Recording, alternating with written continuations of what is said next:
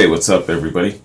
Gonna do a classic rock reaction, man. We are continuing our walk through the Led Zeppelin live concert catalog. So we concluded the BBC sessions last week, and so now this is going to be part one of How the West Was Won. And before I pop this off, man, let me just first give you a rundown of how I'm going to break it down. So part one is going to include these three songs, starting with Immigrant Song, then Heartbreaker, and Black Dog. Very similar to the BBC sessions, in session, the way I see it. But what else was I going to say? Something just slipped my mind as I was talking. But anyway, man, that's how I'm going to roll. I'm going to start, and each reaction is going to be separated by a couple of parts. The BBC had 4 parts. It looks like this will have 4 parts as well. There are some long songs in this one. The Dazed and Confused song is 26 minutes long on this one. So yeah, man, that is just going to be a reaction by itself.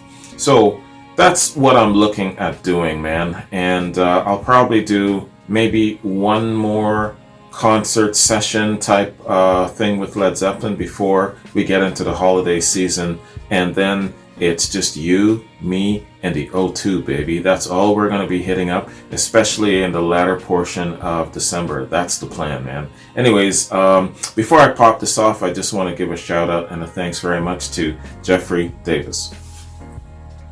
Jeffrey, thank you very much, man. I appreciate you sending me the links. Many of you have actually sent me the links, so thank you to all of you who have.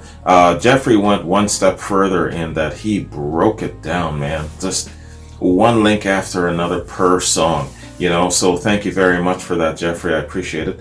Jeffrey also says, hello, Wayne. I'm not sure if you already have the links for How the West Was Won, the June 72 concerts that were professionally recorded from the LA and LB shows. No video, but the sound quality is through the roof. There you go. Thank you, Jeffrey. I'm looking forward to it, man. And looking forward to following Led Zeppelin's concert journeys and comparing their sound, how they progressed, you know, things happening in their life. They're maturing and they're getting to know the industry more. So all of these elements will make their sound better or worse, you know, you just don't know. So but it's great to actually go through this process, this mental exercise, and to compare, and also have a chance to hear what they do, especially with new technology coming to them and all of these different things. I'm sure they go home, they think, hey, you know, I can make this better, make this better. Next time we hit up a big concert venue like How the West Was Won, this is what I'm going to try, this is what I'm going to do. So those are the little subtleties of their sound that I look for. So anyway, it's just my bag and how I enjoy things. So without further ado, let's trail off from this long ass intro, man, and hit up the music. How the West Was Won, part 1. Let's get it. Oh shit.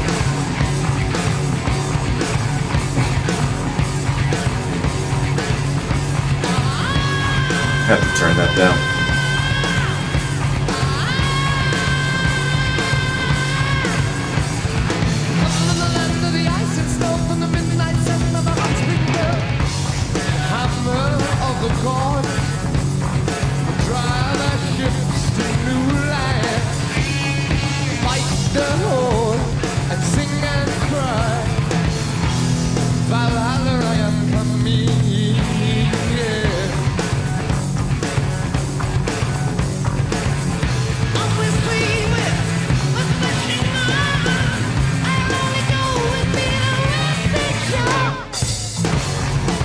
Listen to the bass grooves, man.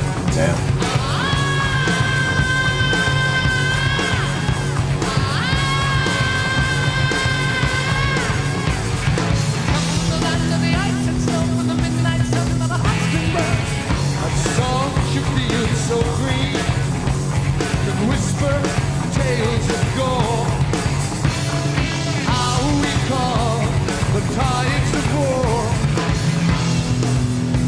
We are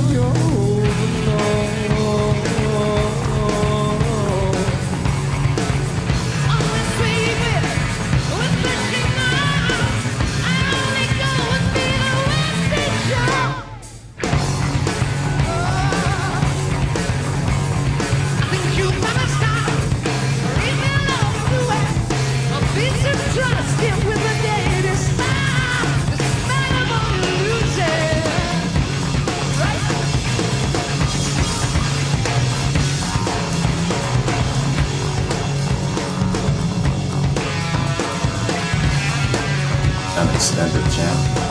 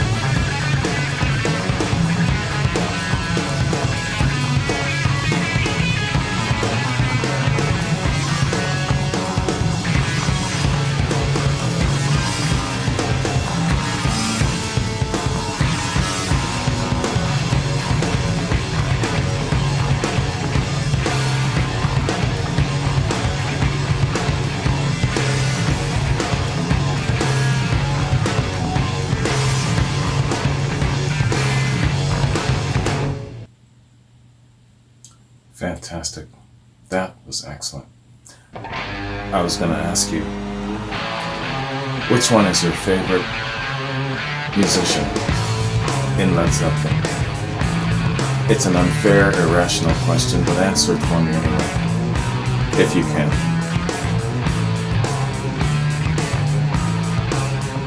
I can't decide.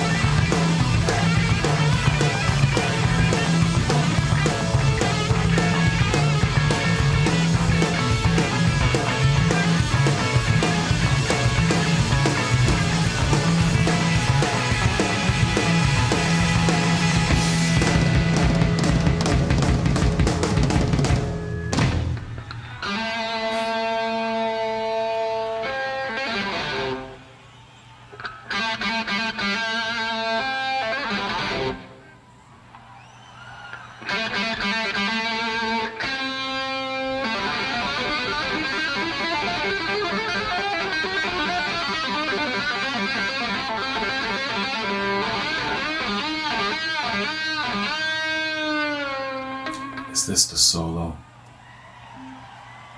that Eddie got his tapping technique from?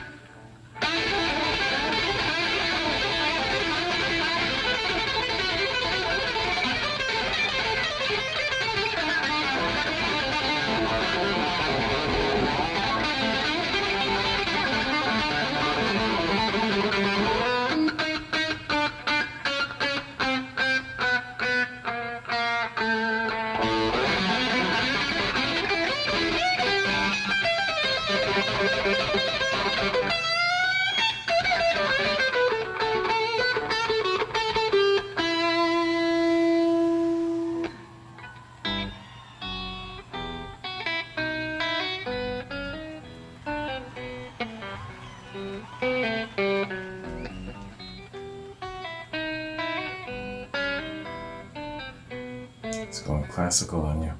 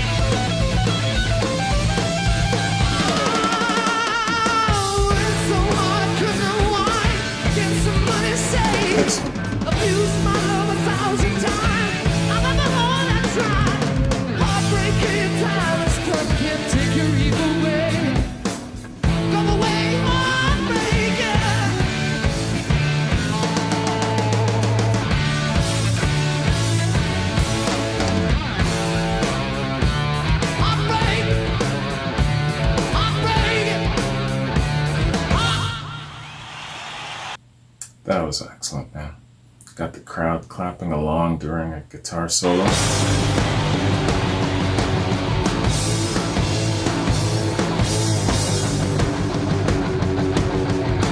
This is from Led Zeppelin 3. Oh, right. He's in the background.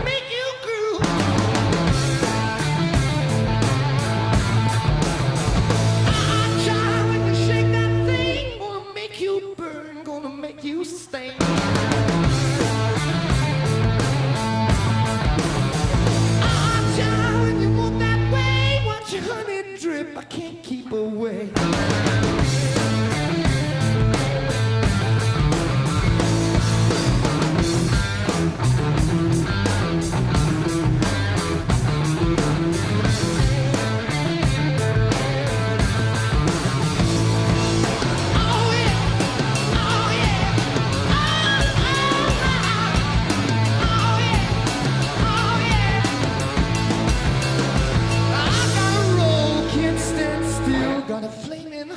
Can't get my fill. I'm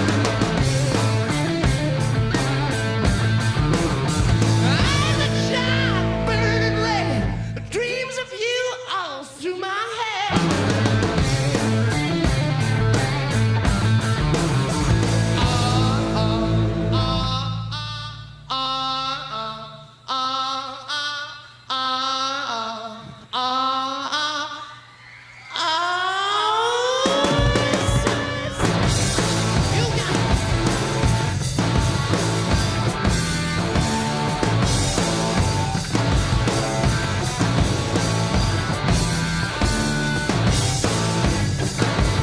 First time I heard this funky ass jam,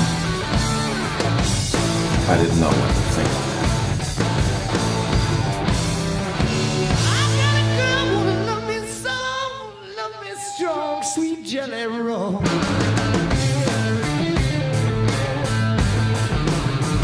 Spent my money, I took my call, started telling her friends she wants to be a star.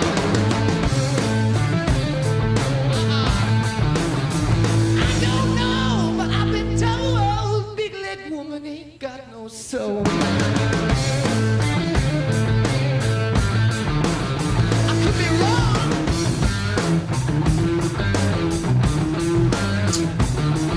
Don't you just love how these guys complement the old blues?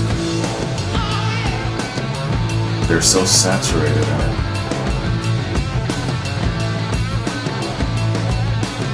Talking about Sweet Jelly Roll. Steady rolling woman gonna come my way. I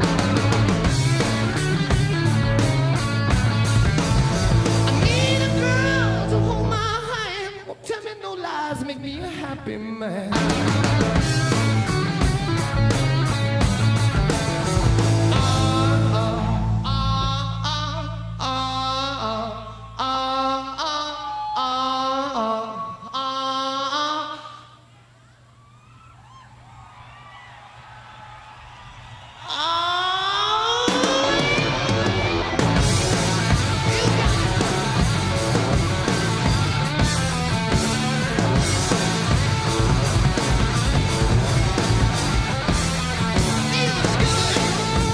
Did you hear the shit that John Bonham was doing back there?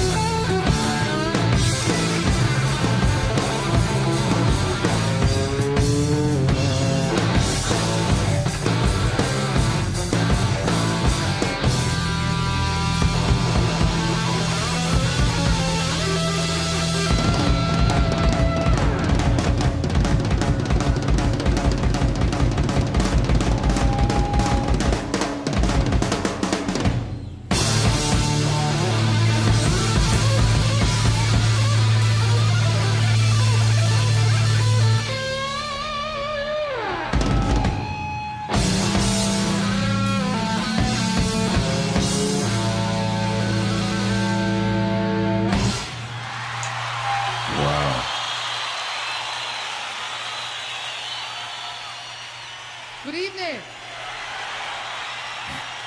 This is a thing called Over the Hills and Far Away.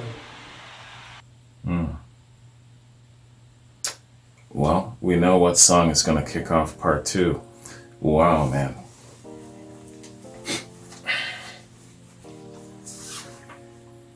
I'll say that shit again. Wow, man. That was incredible. And here's the thing. You know, you do these comparisons. Let's compare my first impression from BBC to how the West was won. Immediately, I noticed more thunder present. There's more thunder present. And I think when more thunder is present, it tells you that they are working in a more unified, tighter grouping even. You know what I'm saying? And it's natural. I think it's a natural progression coming from BBC. They're a little bit more seasoned. They're a little bit more older, wiser, more accomplished, all of these things. And it looks like they're always striving to improve. That's one of the big things I heard about Jimmy Page. So I can see them really hitting the studio and doing their due diligence. And, you know, what you're getting as a result is a more unified, tighter sound with more thunder present. Yo, man, that first beat that dropped from Immigrant Song took me off guard. Like, holy cow, that was right in my ears, but my volume was turned up a little too high though. More thunder present. That is the first thought that I've got. And it sounds good. Plant is sounding fantastic. Great delivery.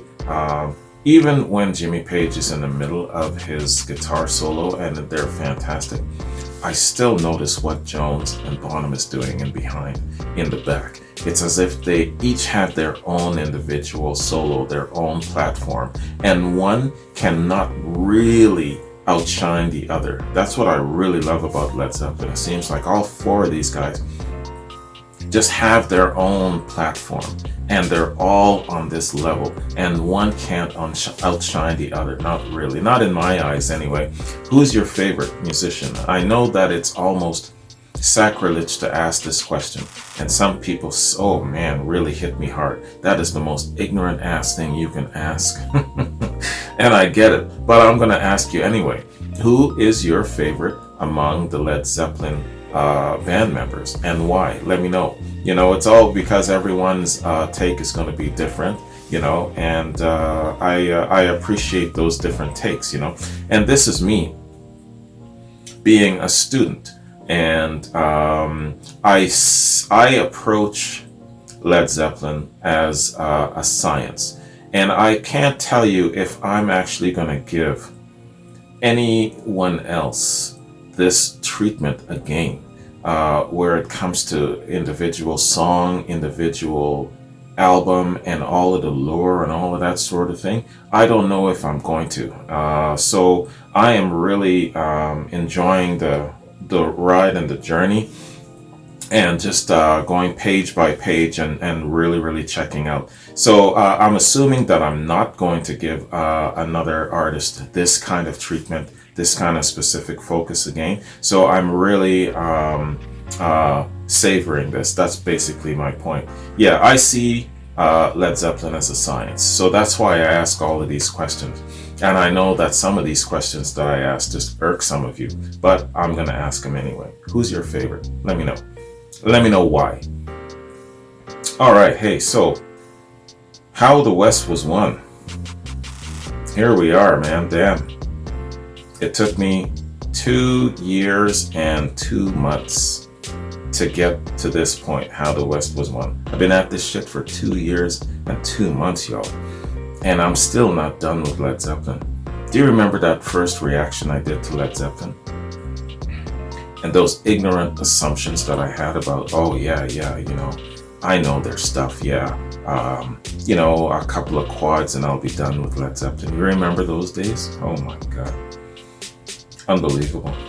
All right, so let's do a little read, man. How the West Was Won is a live triple album by English rock group Led Zeppelin, released by Atlantic Records on compact disc on the 27th of May 2003, DVD audio on September 7, 2003, and Blu-ray audio in 2018. The recordings are taken from 272 performances in California during their tour of North America, the LA Forum on the 25th of June in 72, and Long Beach Arena on the 27th of June in 72. Background. Guitarist Jimmy Page considers Led Zeppelin at this point to have been at their artistic peak, as is mentioned in the album's liner notes and in an interview he gave to the Times newspaper in 2010. Okay, so here they're in their creative peak, artistic peak rather, so their musicianship and also their creativity, I imagine. So in 72, the summer of 72 is when they were at their best. For many years, live recordings of these two shows only circulated in the form of bootlegs, and even then, only certain audience recordings were available to fans and collectors. For example, Burn Like a Candle. Though several soundboard recordings of Led Zeppelin concerts were circulated amongst fans after having been stolen from Page's personal archive sometime in the mid-80s, no soundboards of the 72 Long Beach or LA Forum shows were taken, meaning the release of How the West Was Won was the first chance fans had of hearing the soundboard versions of these concerts. That was a long-ass sentence, wasn't it? No breaks, nothing. A whole paragraph without a single comma in it, man. The songs from the two shows underwent extensive editing and audio engineering by Page at SARM West Studios in London before being released on the album. The album was remastered and reissued on the 23rd of March in 2018 in many formats, including 3 CD, 4 LP, Blu-ray audio, and a Super Deluxe Edition box set. Reception. The album debuted on the Billboard 200 chart for the week ending the 14th of June in 2003 at number 1, with sales of 150,000 copies. It remained on the chart for 16 weeks. It was certified gold and platinum by the RIAA on the 30th of June in 2003. How the West Was Won received an overall score of 97 by review site Metacritic. 97. Wow. That's quite an accomplishment. So many years later, still so relevant. Takes me back to a time, I believe it was John Paul Jones who said that what he's hoping to get out of this experience, the formation of this new band, is to reach a level of excellence and ride a really good wake for a couple of years. And did he say maybe 3 to 5 years, something like that? But I don't believe that, was it John Paul Jones first off? Do you remember something like this? I think he had a vision of, and in his mind, the success in his mind was a short-lived vision of 3 to 5 years, something like that. And so, and they were together for almost 10. So, man, I tell you, and now, so many years later, they're still so relevant. Here's a question that I've asked before. Maybe not from Jones' point of view, but maybe it came into his mind later on. Do you think these guys, when they got together, realized how much of an impact they would make? No, that's not a good question. Yeah, okay, I'm going to stick to that question. Do you think that they realized how much of an impact they would make? Now, there's a difference between knowing that you're good.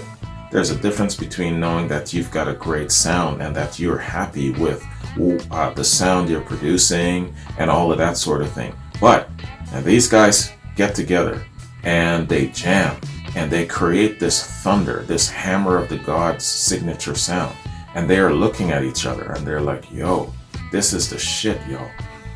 But that sound in the studio, now taking it on the road and now introducing it to the world, here's my question.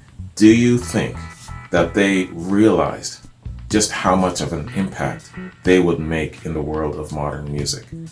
I'm pretty sure they didn't realize that they would be as relevant in the 70s as the Beatles were in the 60s. I'm sure they didn't believe that or think of that. But answer that question. Do you think they realized how big of an impact they would make and the body of the legacy that they have now? It's like Led Zeppelin lore, and here I am dissecting this shit down like a science. Do you think that they saw all of this back in the day? Well, you're going to say, well, geez, Wayne, how could they? Right? That's an easy question to answer. But you know what? There are some artists out there who knew that they would be really, really phenomenal. And I believe one of those artists is Pete Townshend from The Who. I remember hearing him saying that he, in his mind's eye, saw exactly where The Who was going and where they were going to end up, and he was absolutely right. So, in the case of Zeppelin, that's my question. I should have saved this shit for a masterclass question. But do you think that they knew what an impact they would make? That's my question. Looking around, rubbing shoulders with their contemporaries, Page comparing himself to Clapton and Hendrix and the greats, Plant comparing himself to the great vocalists, Jones comparing himself to all of the great musicians of the time with the bass, and there were quite a few of them, man. And of course Bonham. So answer that question for me. That's the big question I have in my mind as I'm going through these live concert sessions with you. It keeps coming back to my mind, but this is the first time I'm actually asking it during this live period. So yeah, man, that's what I want. What I'm really after is, of course, a yes and a no answer from you, but also reasons as to why. Give me the whys, and don't just say yes and no. You know me by now. I want more of that shit. Give me why, right? Why you think so? Why? Because of. Well, you got to remember back in the day, these were the times of so and so and such, and they only had the intention to do this, this, this, and this. So I don't think that they thought this way, or maybe they did. Flesh that shit out, right? That's how my mind works. Give me the why, and give me details of why your brain is saying no or yes, right? Now, don't write me a novel, but write me a decent 1 or even 2 paragraphs. You know what I'm saying? I'm talking about YouTube, if it makes it up on YouTube. If you're a patron and it's on the Patreon platform, you can write as long as you damn well want. But I'm just talking YouTube. YouTube and Vimeo, limited to about 2 paragraphs at best, right? And yeah, man, because that's been in my mind for the last little while as I'm going through BBC and now this, and thinking about these live recordings, and and then looking ahead where I'm going to end up by the end of the year with the O2. So I'm just thinking of all these things, and this question is just coming to me. And you know what, man? When I have my little Wayne's World daydreams, I think about the question that I would ask these guys if they were in front of me. And that's one of the first questions I would ask them. And I'd look them in their face and I'm like, don't bullshit me now. Don't be nice just because, you have to do so, and you have to be, in front of the cameras, and you have to be a certain way. Answer straight. Did you know? Did you realize to a certain extent? To what extent did you realize? Did you have this vision? You know who I'd ask this question of, because he's a real serious straight shooter? John Paul Jones. He'd be the first person I would ask this question of, because I know he would give it to me straight, and he would give it to me probably in one word. I'd ask him something like, did you know that you guys would be this fantastic, this great? After you've jammed for a little while, he would look at me and he'd say, yep. You know what I mean? So that's the question that I would ask these guys, and I'd ask all 3 of them. And, of course, you're going to have a different answer. The length of the answer is going to be long and stretched out for some of them. And I would just sit back and just enjoy the shit and just shut up and just let them talk. That's what I would do. So that is my little Wayne's World daydreams when I think about if I had a platform where I could interview a rock star. Those are the questions that I would ask them. And it's setting up the question in a way where they have to explain themselves, where they have to go into details. They got to go back in time. They got to give you examples, draw parallels. And so that's the kind of stuff that I would just totally dig, man. Anyway, I'm daydreaming, and I'm sharing it with you, sharing my enthusiasm for the band and appreciation for their legacy. So they've got a great legacy, man. And I also appreciate you guys for introducing me to Led Zeppelin and kind of leading me as to where to go, because often I really get, you hit like a fork in the road and you're wondering, well, where do I go from here? I'm not actually sure where to go from here. And so then, so there's a lot of people who say, well, yeah, How the West Was Won is the next progressive step. You can't skip that step. You got to make sure you include the BBC just because it doesn't have video footage. It's very, very important that you do so. So you must absolutely start with that. So you know what I'm saying? So you guys are really giving me some guidance. And because of that, I'm enjoying the process. Could you imagine if I was to try and make heads and tails of all of this. Just the live stuff. I mean, the studio stuff is easy. You can just follow the album progression, but the live stuff is just something completely different. It's a new dimension. So shout out to all of you subscribers and patrons once again for kind of taking me by the hand and leading me through this, man. I appreciate that very much. So yeah, man, so that's it. I don't have any notes. What's coming up in part 2? I'm just looking at the breakdown that Jeffrey gave me here. It'll be 3 more songs. Over the Hills and Far Away, Since I've Been Loving You, and Stairway to Heaven. It's going to be a long reaction, man. So altogether, it's almost, well, it's over 20 minutes. So it's like 25 minutes. So it's a long reaction in itself, and then coupled with my damn talking. So we're looking at probably in the next couple of days. What I'm doing with Led Zeppelin and the live stuff is between now and the holidays is I'm trying to squeeze it in wherever I can, whenever I can. I'm not just waiting for each weekend segment as before, because I might not get that opportunity based on how busy I might get. So whenever I have that free moment to squeeze in another installment of Led Zeppelin, that's what's going to happen. So you might see one after another and then nothing for a week. It's because of my crazy ass life. I got a crazy ass life. So that's what's happening with me. So excuse me for that, but just giving you a heads up. Just like with the BBC, it's going to be the same thing with How the West Was Won. All right, man. And that is enough talking for one day for me. So you guys have a good one. Hope you enjoyed this, man. I'm really enjoying this so far. Right off the top immediately, what I'm seeing is a little bit more a tighter grouping where it comes to their unified playing and more thunder present. I think it goes hand in hand. You know, when they're a little bit more unified, there's more thunder present, I think. Anyways, that's what I'm seeing in the first impression of the How the West Was Won series. So looking forward to the next installment. So have a good one. Take care. Enjoy your week, but be safe out there. All right. Take care. Peace.